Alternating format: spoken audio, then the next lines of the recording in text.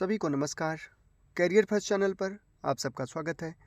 Dictation लिखने के लिए तैयार रहें। Ready start. सभापति महोदय, वित्त मंत्री महोदय ने जो बजट सदन के सामने प्रस्तुत किया है वह बहुत ही बुद्धिमानी के साथ तैयार किया हुआ बजट है। उन्होंने कोशिश यह की है कि अमीर और गरीब कोई भी कर से बच ना पाए, लेकिन उन्होंने उद्योगपतियों को थोड़ी सी छूट भी दी है। जो बड़े बड़े पूंजीपति लोग हैं उनको कर से कुछ मुक्त किया है, कुछ सुविधाएं दी हैं। मैं नहीं समझ पाया हूँ कि ऐसा उन्होंने क्यों किया है।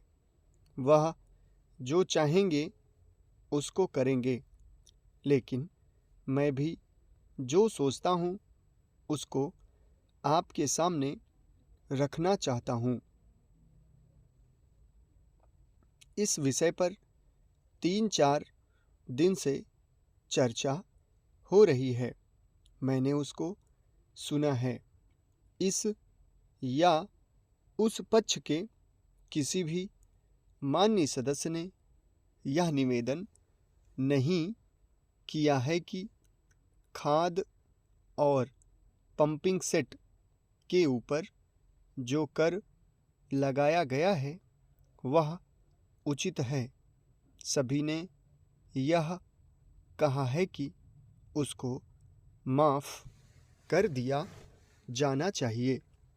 जब सारे सदन के लोग, सभी प्रतिनिधि एक आवाज़ से कहते हैं कि खाद और पंपिंग सेट के ऊपर कर ना लगाया जाए, तो मैं समझता हूँ कि उनको इस बात को मान लेना चाहिए। ऐसी कोई बात नहीं की जानी चाहिए जिससे किसान रुष्ट हों, उनके उत्पादन में बाधा पड़े। भारत गांवों में बसता है। 80% लोग गांवों में रहते हैं। हम गांधी जी के विचारों का अनुपालन करते हैं। गांधी जी ने जो कुछ भी कहा गांव के लोगों के लिए कहा, ग्रामीण जनता के लिए कहा।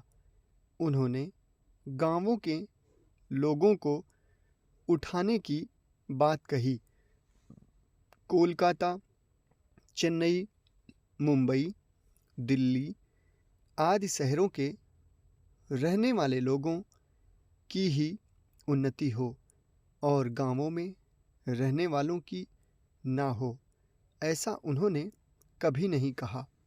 वित्त मंत्री महोदय भी गांधी जी का शिष्य अपने आप को कहते हैं और उनका रूप अपने रूप में देखते हैं, और वह हैं भी।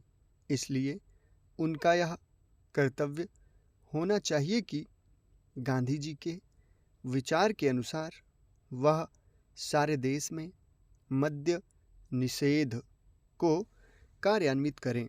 चूँकि हमारा कृषि प्रधान देश है, इसलिए वह पशुधन को बढ़ाएं, उन्नति की व्यवस्था करें और सारे देश में गोवध को बंद कर दें।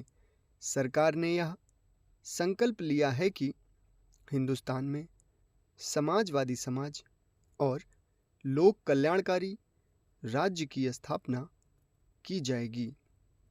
इस समय देश में आर्थिक विषमता अधिक है। समाप्त। धन्यवाद।